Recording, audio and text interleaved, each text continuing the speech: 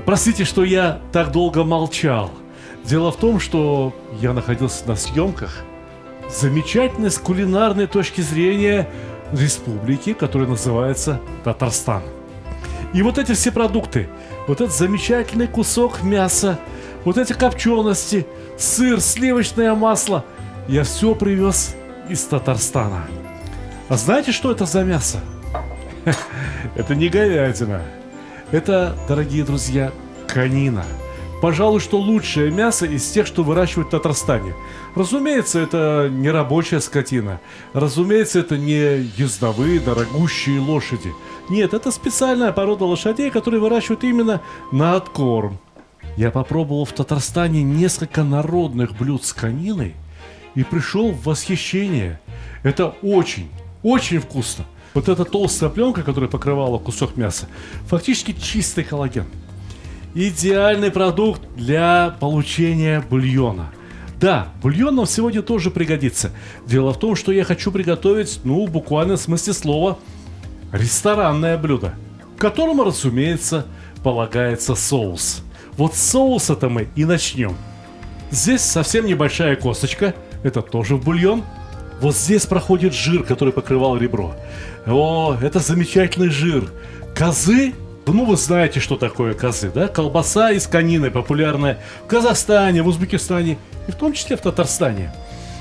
Козы ценятся тем больше, чем жирнее ребрышко в него вставили. Но я вот этот шмат жира перетоплю и добавлю во фритюр. Знатоки татарской кухни скажут мне, что Сталик в татарской кухне ничего не жарит. А я им отвечу, что сегодня я готовлю блюдо, которое является импровизацией на тему кордон блю. Вообще-то словом кордон блю, голубая лента, называется кулинарная академия, расположенная во Франции, в Париже. Там учат лучших будущих поваров. И есть одно замечательное блюдо, разработанное именно в этой академии, которое так и называют кордон блю. Представляет оно собой нечто вроде котлеты по-киевски, котлеты по-пожарски.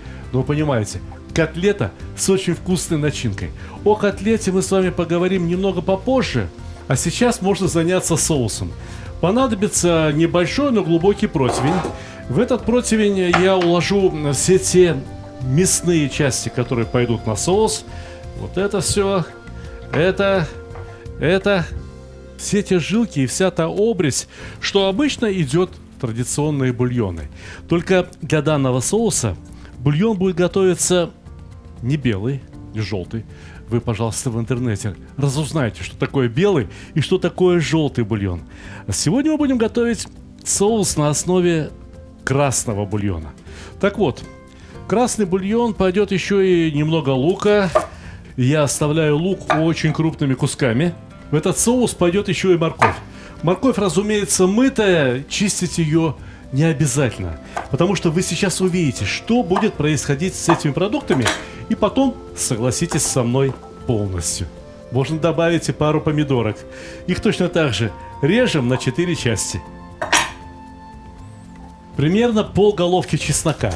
Этого будет вполне достаточно. Теперь все это необходимо как следует посолить и присыпать мукой. Да-да, именно мука придаст восхитительный бархатистый вкус и очень густую консистенцию соусу. Что примечательно в Татарстане, что там до сих пор не стесняются готовить в дровяных печах. Любят готовить в дровяных печах, и дровяные печи есть. Каждый день растапливаются для того, чтобы приготовить что-то очень вкусное. Но у тех людей, живущих в Татарстане, у кого нет дровяных печей, есть духовки. И они готовят не менее вкусно в обыкновенных духовках. Потому что печь – это дело довольно хлопотное. Печь – это для настоящих фанатиков кулинарии, я вам должен сказать.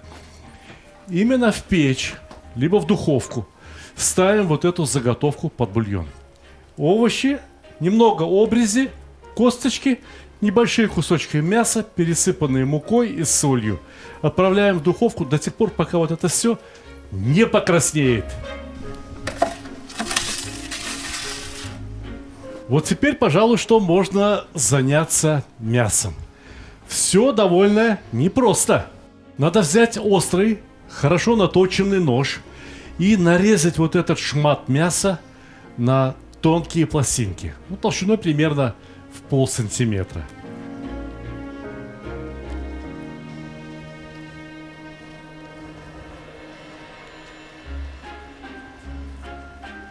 Вот здесь я нащупал еще одну довольно плотную жилку. Мне кажется, еще не поздно забросить ее в печку. С этой стороны тоже довольно изрядное уплотнение. Ничего этого нам не надо, потому что вот этот замечательный шницель предстоит еще отбить, сделать равной толщины и чуть-чуть пошире. Ну а чего пропадать, собственно говоря, здесь почти что 100 грамм. О, полюбуйтесь, какая красота.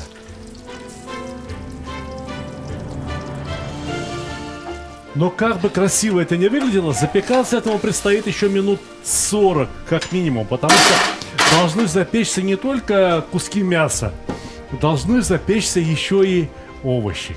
Ну, где пресс для того, чтобы отбивать мясо? Еще раз напоминаю, что мы отбиваем мясо с двумя целями. Сделать мясо более плоским, более тонким, а во-вторых, придать ему равную толщину. Но мы отбиваем мясо вовсе не для того, чтобы сделать его мягче.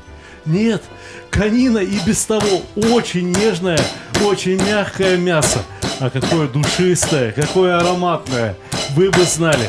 Поезжайте в Татарстан и попробуйте, если кто-то никогда не пробовал. Теперь внутрь будущего шницеля необходимо положить... Знаете, они там во Франции кладут ветчину из свинины, да?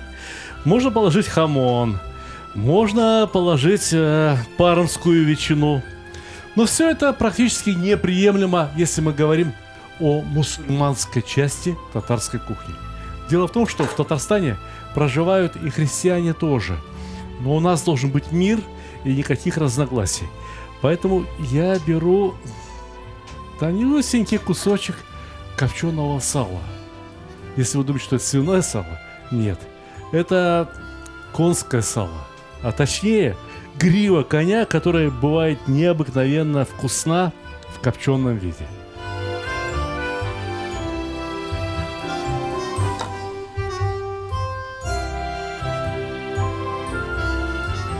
Этого достаточно. А это гусиная грудка, тоже закопченная.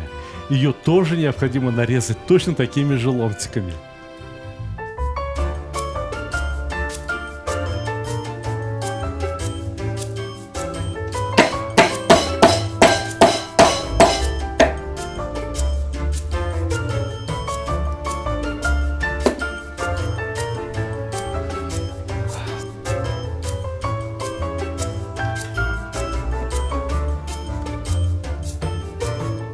В Татарстане гусей солят, вялят, коптят, то же самое делают сутками. И скажите мне, пожалуйста, чем это хуже любой ветчины? Чем это хуже любого хамона? Да ничем. И сыр в Татарстане делают замечательно, потому что очень много отменного, очень вкусного молока. Сыр в будущий шницель укладываем очень щедро. Я не забыл посолить? Кажется, не забыл. Можно попробовать еще и немного поперчить. Впрочем, в Татарстане не очень-то увлекаются специями. Знаете почему? Потому что продукты сами по себе имеют замечательный вкус. Очень богатый, настоящий вкус. И зачем же, спрашивается, в этом случае там нужны еще какие-нибудь специи? Край мяса чуть потоньше. Сформировали этакую котлетищу. В ресторане такие порции подавать ни в коем случае нельзя. Но мы готовим для себя, а не для ресторана. Поэтому ничего не жалеем. Ни мяса, ни гусиной ветчины, ни конского сала от гривы, ни сил на отбивание мяса. Посолить и поперчить. И все то же самое. Но если хотите, подойдите поближе и посмотрите.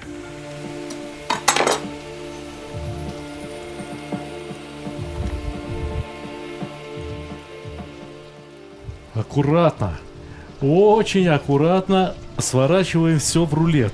и формируем очередную котлету. Точно так же необходимо поступить с оставшимися кусками мяса. Первый этап подготовки шницелей кордон блю готов. Но прежде чем продолжить с ними работу, их необходимо остудить в холодильнике. А вот с тем, что у нас запеклось вот здесь, в печи, необходимо поработать в скороварке. Да-да, перекладываем все это в скороварку, заливаем, примерно литром воды и ставим варить примерно на 1 час.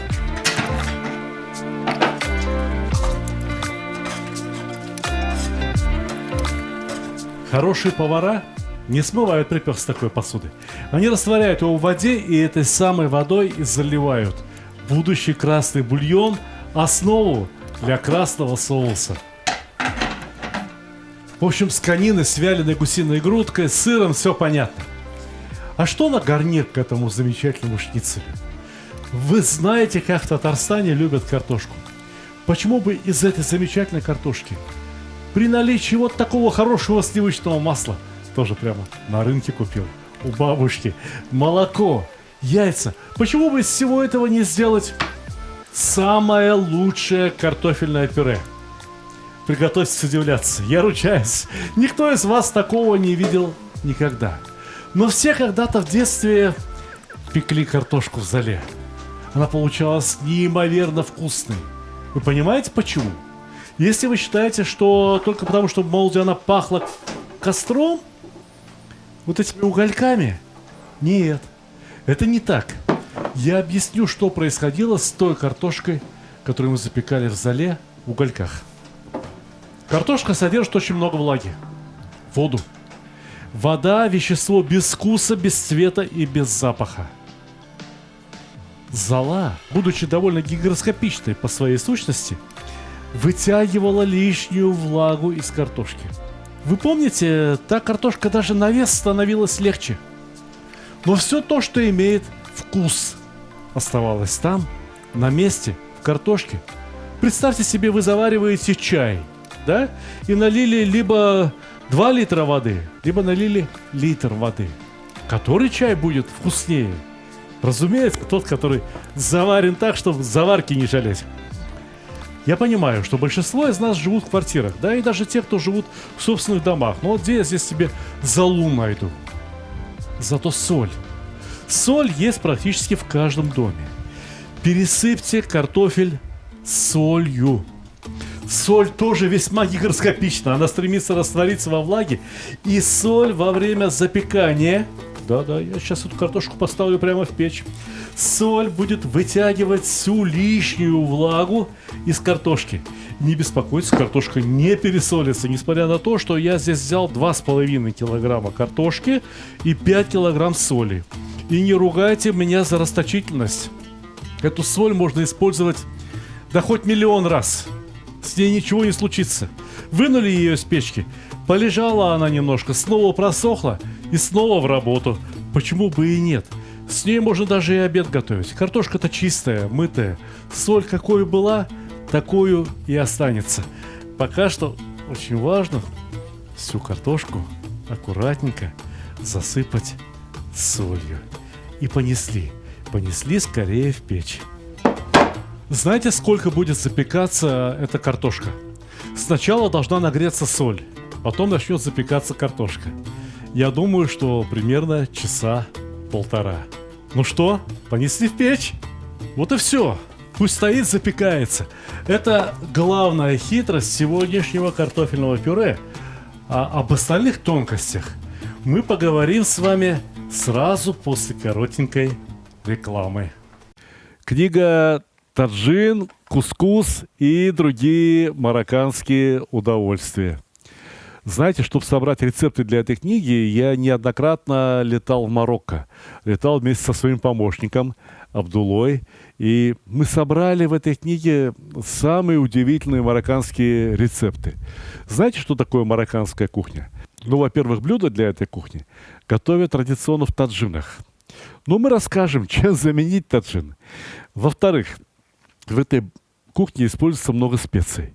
Но на наше счастье все эти специи продаются на наших рынках. И даже в обычном супермаркете можно пойти и купить все вот эти специи, которые здесь на картинке. Ну а продукты самые обыкновенные. Мы тоже готовим еду вот из лука, из помидоров, из болгарского перца. Мы готовим эту еду, нашу еду из баклажан, кабачков, сельдерей, тыква, морковка, перец, цветная капуста. Скажите, пожалуйста, что-то есть здесь незнакомое? Ну, на самом деле, что-то незнакомое есть, например, соленые лимоны. В Марокко можно в любой лавочке купить, а я вам расскажу, как можно эту восхитительную закуску сделать прямо дома. Какое масло используется, какие необычные специи используются, все очень подробно. Посмотрите на фотографии. Это Абдулла, мой помощник и друг, а это Камаль Рахаль, сын шеф-повара короля Марокко. И мы готовили вместе с поварами, которые готовят для королевских праздников, для королевских свадеб, для королевских юбилеев.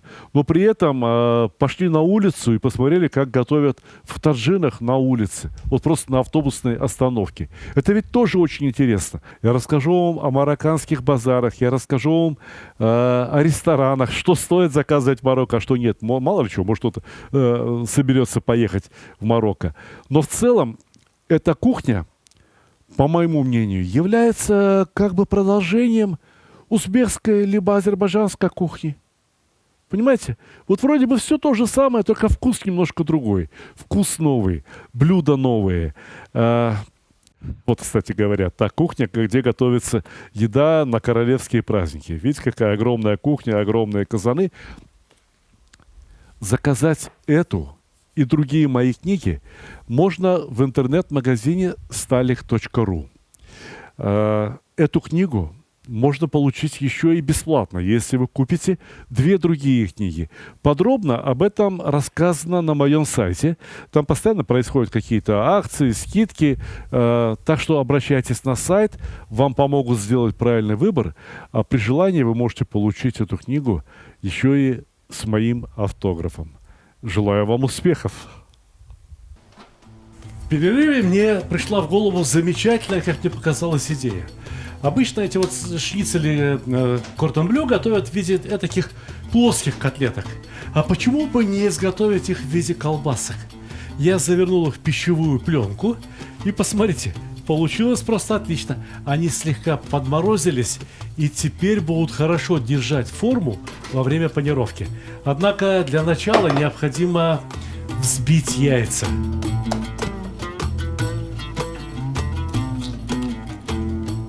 В яйца, разумеется, щепотку соли для того, чтобы было вкусно. И метелочка. На одно блюдце необходимо насыпать хороший такой уверенный слой муки. Потому что сначала мясо надо будет окунуть в муку, для того, чтобы немного муки пристало к мясу. А второе блюдце покрыть панировочными сухарями. И дальше все просто, совсем просто. Вскрываем конфетки с колбасообразными шницелями. Кстати говоря, чтобы мясо во время приготовления, во время обжарки, запекания, да, именно в таком порядке это все будет готовиться, не корежилось, его необходимо слегка надрезать ножом. Вот так. И все. Теперь муку. Лишнюю муку отряхнули. И сразу в яйца. А теперь скорее, скорее на сухари. Посмотрите, как получается. Симпатично?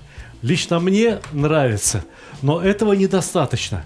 Желательно двойная панировка. Что это означает? Да это означает, что сейчас мы снова, уже вместе с сухарями, обмакнем колбаску в яйца и опять на сухари. Понимаете? Прилипнет в 2 раза больше сухарей. А это означает, что вся сочность, весь вкус останется внутри изделия. На решеточку. Если вы думаете, что все, можно начинать жарить, нет, это неправильно. Шницели необходимо поставить в холодильник на час, а может быть даже на 1,5. Прямо вот так, в открытом виде. Для того, чтобы панировка подсохла и как можно лучше приклеилась к мясу.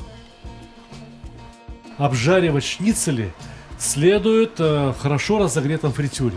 Фритюр это не обязательно растительное масло, это может быть растительное масло и смесь животного жира. Я только что растопил конское сало и смешал его с хорошим растительным маслом. У меня получится отличный фритюр. Но что такое фритюр вообще?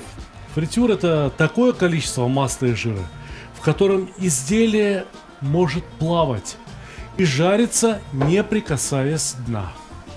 Почему это важно? Дно всегда горячее, чем масло. И когда мы жарим, пусть беляши, или как их называют в Татарстане, перемячи, кайнары, когда мы жарим чебуреки, когда мы жарим котлеты, если они лежат на дне, в этом месте они и чернеют. А когда они плавают в масле, то жарятся абсолютно равномерно со всех сторон. Многие говорят, о, как много масла, получится жирно. Ничего подобного. Налейте 2 мм масла или налейте 5 см масла. В изделие впитается ровно столько жира, сколько оно способно впитать. Не больше. Но чем выше температура, тем меньше впитывается масло. Запомните эти простые правила. Следует иметь в виду, что такое количество масла, как правило, требует изрядного времени на прогрев. Проверим. Ну, можно сказать, что нагрето так, как надо. Попробуем жарить. Вперед!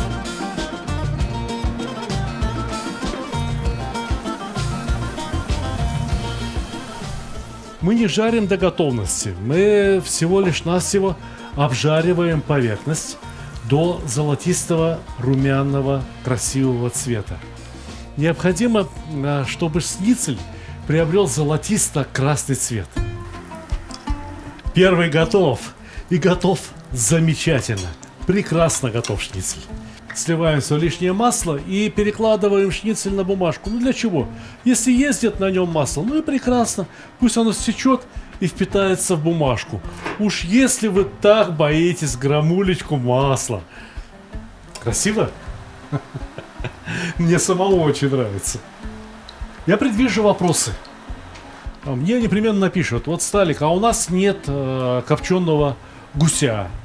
Сталик, а у нас нет конины. Что нам делать? То же самое, что делает весь остальной мир. Ведь я не единственный, кто решил приготовить кордон блю. И обычно кордон блю готовят кто с телятиной, кто с говядиной. Многие готовят даже из курятины. А я вам посоветовал: приготовьте с индюшатиной. Ну а самые смелые мои последователи, разумеется, должны приготовить шницель из баранины. Ох, и вкусно же у вас получится. Шницели жарятся буквально по 2-3 минуты. Этого достаточно для того, чтобы они зарумянились. И я предвижу еще один вопрос. А что же делать теперь с таким количеством масла? Во-первых, немедленно, как можно скорее остудить. Во-вторых, дать ему отстояться. И после этого перелить в чистую посуду. И это масло, если честно сказать, можно использовать еще раз 10. Ничего плохого с ним не произойдет. Когда вы едите картошку фри в ресторанах быстрого питания, имейте в виду, что там масло использовалось, ну, может быть, несколько месяцев.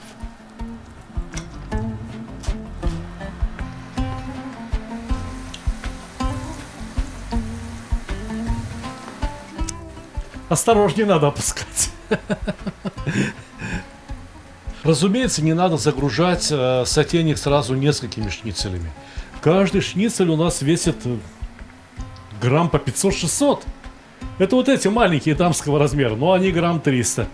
И понимаете, такое количество холодного продукта попросту остудит масло. И обжаривание пойдет уже по совсем другой схеме. А нам важно, чтобы обжарилось уверенно и очень быстро. Достаточно. Это изделие можно на любую выставку, на любой конкурс вести. Знаете, очень часто даже у профессиональных поваров шницели лопаются, отваливается панировка. Вы имеете в виду, что, соблюдая простые правила, которыми я поделился сегодня с вами, можно избежать всех этих проблем. Теперь я хочу, чтобы вы обратили внимание на поверхность обжаренных шницелей. Они абсолютно сухие, масла на них практически нет. Понимаете? Но внутри они еще сырые. И для того, чтобы пропечь этот шницель до самого основания, довести его до готовности, необходима духовка, либо печь. Печь, разогретая градусов до 150-160. Если бы у меня были плоские шницели, я бы применил температуру 170-180 градусов. А сейчас при 150-160 градусов они запекутся ровно так, как надо. А мы за это время как раз успеем приготовить картофельное пюре. Минут 10 назад я поставил в устье печи, вот здесь вот, где не очень жарко, казан. Это пустой чугунный казан. Для того, чтобы подогреть его. Потому что именно в этом подогретом казане я сейчас буду готовить картофельное пюре. Ну а как там картошка?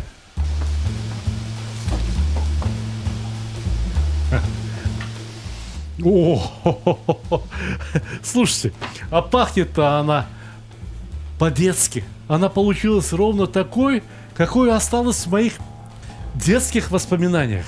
Так, ну ладно. Об воспоминаниях мы поговорим потом. А пока что не забыть шницели поставить. Я думаю, что они будут допекаться, ну, минимум минут 40.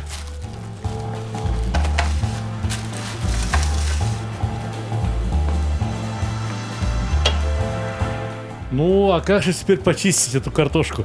Она же невероятно горячая. Но я хотел бы показать вам, какой стала эта картошка. Подойдите поближе и посмотрите. Я пытаюсь проткнуть ее вилкой, а она дышит. Она внутри буквально пустая. То есть ровно то, что я задумывал, получилось.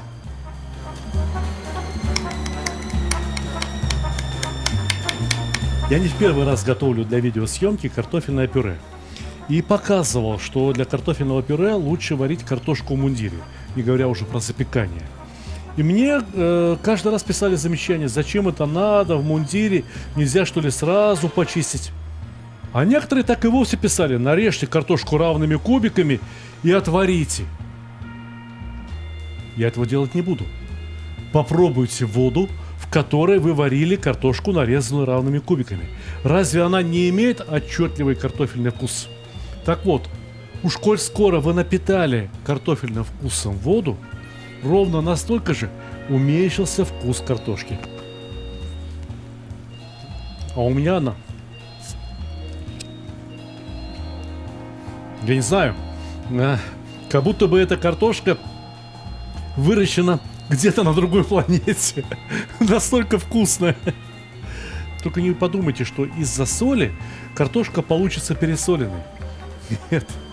Соль внутрь картошки через кожуру пролезть никак не могла. Пока чистил картошку, напробовался, душу отвел. Прежде чем добавлять какие-то другие ингредиенты картошки, такие как масло, такие как подогретое молоко, непременно подогретое молоко и яичный желток, ее необходимо размять.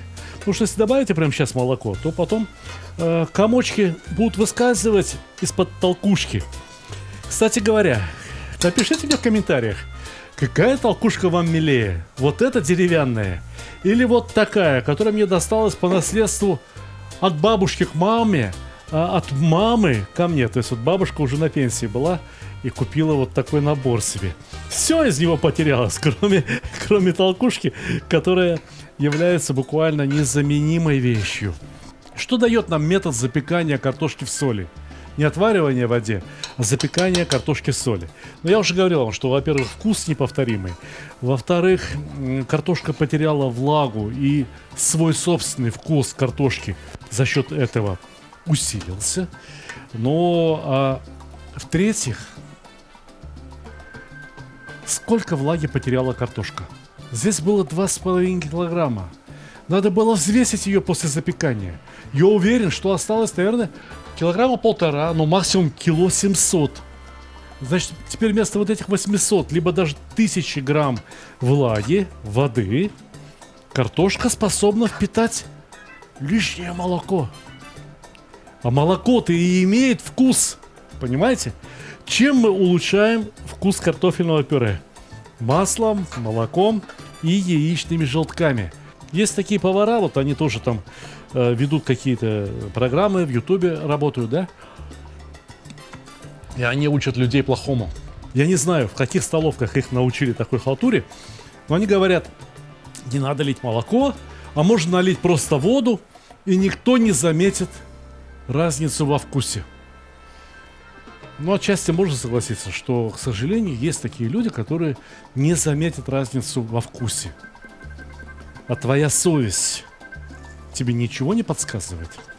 Твоя совесть тебе ничего не говорит? Как же это можно молоко подменить водой и не класть в пюре сливочное масло, оправдывая это тем, что, мол, пюре теперь имеет меньше калорий? А вкус оно насколько меньше имеет? А насколько меньше это пюре имеет питательной ценности? Об уменьшении калорийности наших блюд пускай продолжают разглагольствовать шарлатаны-диетологи. А мы, кулинары, должны заботиться о том, чтобы еда была вкусной, сытной, настоящей и честной. Понимаете? Чтоб человек вот съел 200 грамм пюре, не знаю, там, или 200 грамм этого шницеля, и остался полностью сытым на весь день. А не так, что поел, и через полчаса он уже бежит к холодильнику, ему еще чего-то хочется, чего-то пустого, пенопластового. То, что не имеет ни вкуса, никакой пользы и никаких витаминов, в конце концов. А вот в яйцах, особенно в желтке, содержатся замечательные витамины. Курочка не зря несла ей это яичко. В этом яичке есть все для ее ребеночка, для ее цыпленочка. А мы... Вот это все самое полезное выкладываем в пюре. Многие волнуются. Говорят, как это так? Сырой желток в пюре. Послушайте, пюре горячее. Казан горячий. Яичный желток будет готов и при 60 градусах. А у нас сейчас это пюре имеет температуру 75, а то и может быть 80 градусов. Одним словом, если вам очень страшно жить, не кладите сырые яйца никуда и вообще ешьте только переваренное. Но я знаю законы природы, и поэтому не боюсь, не опасаюсь класть желтки в пюре. Положили и перемешали. Наверное, это пюре возьмет еще молока. Наверное, это пюре возьмет еще и маслица. И это пюре получится восхитительным. Разумеется, мы не будем его есть килограммами. Разумеется, мы будем есть его по чуть-чуть. Разумеется, я оставил припеченную часть картошки. Вот под кожурой что-то там осталось красненькое. Пусть она остается здесь в пюре. Такое не получишь за счет ни одной специи. Такое может сделать только настоящий огонь и горячее сердце кулинара. Я Сталик Ханкишиев и хочу учить вас только хорошему. Добавлю-ка еще маслица, а? Добавлю. Вот так, вот так. Добавлю-ка еще молочка. И взобью пюре как следует, для того, чтобы оно получилось воздушным, очень вкусным. И таким, чтобы мои дети, мои внуки ели, да еще просили. А я бы им говорил, хватит, вам еще чай пить надо. Чай с татарским чак-чак. Любите чак-чак? Скажите честно, любите чак-чак или нет? Хотите, приготовим вместе самый замечательный, самый вкусный, самый лучший на свете чак-чак. Обещаю, у нас другого с вами и не получится.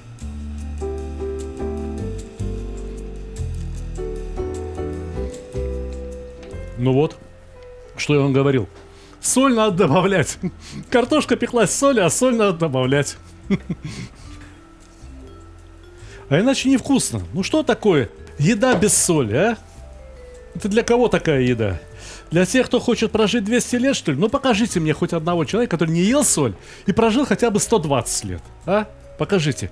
А таких людей, которые ели все, что им дает природа. И иногда даже и голодали. И прожили 100 лет, 105 лет и больше.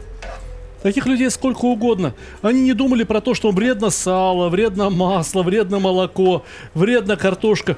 Они ели все, что Бог послал. И трудились для того, чтобы получить то, что трудолюбивым людям посылает Бог. потому и прожили долгую жизнь. Чего я вам всем желаю. Ну а нам пора подавать шницели. Но я сначала хочу сказать вот что. Ради бога, когда готовите картофельное пюре, не используйте никакие миксеры. В результате использования миксеров из картофельного пюре получается хороший такой клейстер. Прям вот обои клеить надо. Возьми пюре, возьми миксер, и у тебя получится отличный обойный клей. Хотите получить картофельное пюре? Ручками. Ручками. Золотыми ручками. Я сегодня столько калорий потерял, что могу съесть вот такой шницель и полкило этого пюре, и ничего мне не будет. Практически все готово к подаче. Вот это соус. Я расскажу, как мы его сделали. Значит, обжарили на сливочном масле буквально 1 ложку муки. И когда мука запахла орехами, мы добавили туда тот бульон, который у нас образовался из продуктов, запеченных в печи, из скороварки. Потом добавили немного сливок, поправили на соль, протерли через сито. И в итоге получили соус идеального качества. Не хочу обижать ресторанных поваров, ладно. Но шницели готовы или нет? Пахнут они восхитительно. А хочу сказать, что готовность шницеля можно определить очень просто. Если из него сыр побежал, значит готово. Сыр расплавился, понимаете? Секундочку. Сначала пюре. Сначала нужно выложить на отдельное блюдо наше прекрасное пюре. Хочу показать вам, каким должно быть хорошее пюре. Вот оно какое. Ну что, все выкладывать, что ли? Ну нет, все это будет больно жирно. Пусть стоит здесь горячее. Для того, чтобы в случае необходимости, кому нужна добавка, у нас вот всегда есть горячее пюре. Шницель. О! Еще один шницель. О! А из одного шницеля вытек сыр. Ну ничего страшного. Я еще молодой, непременно исправлюсь. Пусть вот эти шницели стоят вот так. Украшают собой стол. А? Сила, молодость и красота. А вот это шницель. Да, вот именно этот шницель. Я хотел бы разрезать, чтобы показать вам, что же там внутри.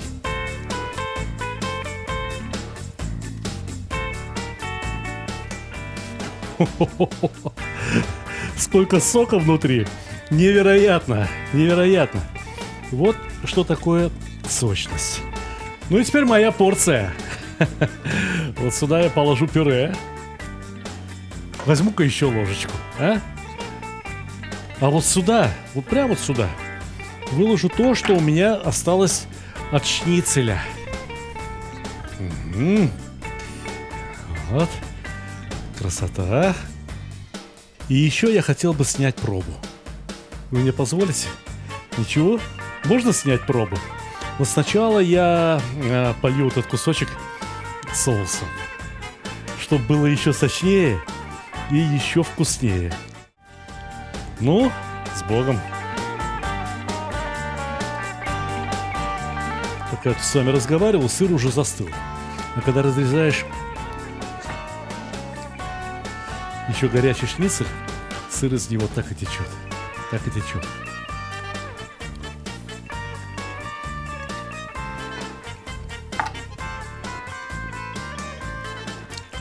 Ну что сказать. Высокий класс создателей этого блюда. Я имею в виду академиков из Кордон Блю.